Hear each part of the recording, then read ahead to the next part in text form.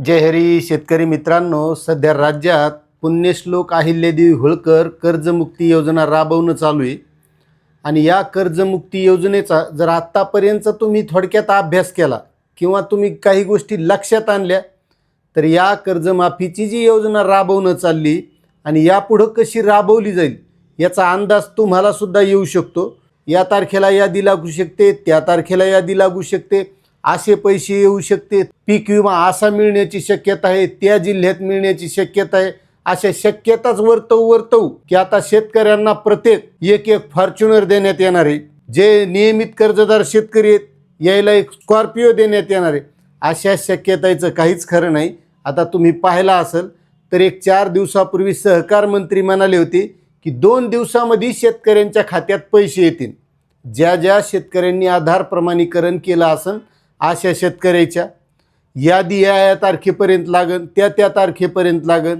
मात्रचा इतिहास तुम्ही बघितला या कर्जमाफीचा तर 30 जूनपर्यंत कर्जमाफी म्हणली होती आणि त्याच्यानंतरही लांबत गेली. 5 जुलै आली आणि 22 तारखेपासून सुरुवात झाली.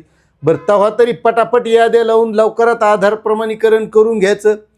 तर त्यामध्ये जे काही सहकार मंत्र्यांचे प्रधान सचिव आहेत सहकार विभागाचे ते म्हणले एकदाच याद्या जर आणल्या तर शेतकरी गोंधळून जाते आणि यामध्ये गोंधळून कसा गोंधळून जे 2 लाखाच्या आत आहेत जे पात्र आहेत ते त्याच्या केवायशा करतील, जे 2 लाखाच्या वरचे आहेत ते त्याच्या केवायशा करतील, जे नियमित शेतकरी आहेत ते त्याच्या केवायशा करतील. मात्र कार्यक्रम असा राबत चाललाय की यामधून शेतकरी किती वगळले जातील हे काही सांगता येत नाही. आतापर्यंत 1,40,000 तर वगळलेत, तुमच्याही लक्षात आलेत. मात्र या नुसत्या शक्यता आणि असं होऊ शकतं आणि तसं होऊ शकतं हे ऐकू शेतकरी नुसता परेशान आहे. आज काही भागात अति पाऊस पडायला आहे तर काही भागात पाऊसच नाही, त्यामुळे एक तर शेतकरी परेशान आहेत आणि त्याच्यात ह्या कर्जमाफीचं त्रांगडं लांबत चाललेलं आहे. आणि त्यामध्ये आज मुख्यमंत्र्यांनी एक आढावा बैठक ठेवलेली. यामध्ये सहकार मंत्री असणार आहेत, प्रत्येक जिल्ह्याचे पालकमंत्री असणार आहेत, जिल्हाधिकारी असणार आहेत.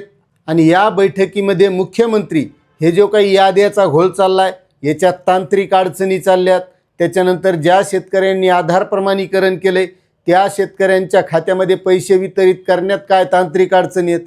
मग या तांत्रिक अडचणीच्या घोळामध्ये शेतकरी एखाद्या वेळेस तांत्रिक अडचणीत जाऊ नये म्हणजे झालं असा ह्या कर्जमाफीचा कार्यक्रम आहे. आणि हे कहुरत चालन हे काही सांगता येत नाही, कारण या शक्यताच्या भरोश्यावर शेतकऱ्यांनाही बसू नये.